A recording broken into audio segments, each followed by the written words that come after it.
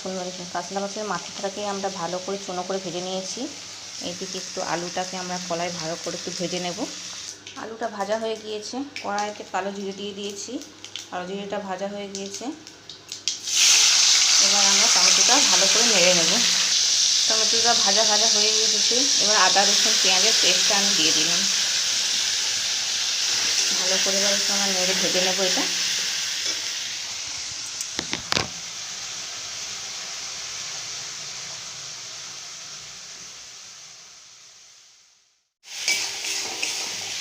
মশলাটা ভালো করে ভাজা হয়ে গিয়েছে, এবার এর মধ্যে মাছের মুড়ো, ছোলা কলাই এবং আলু যেটা ভাজা আছে সমস্ত কিছুটা দিয়ে ভালো করে ভেজে নেব।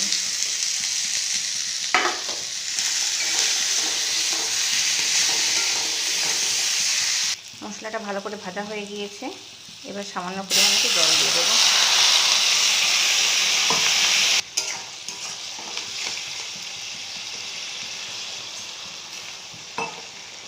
এবার এটা একটু ঢাকা দিয়ে দেবো যাতে একটু ছোলাগুলো ভালো করে সিদ্ধ হয়ে যায়।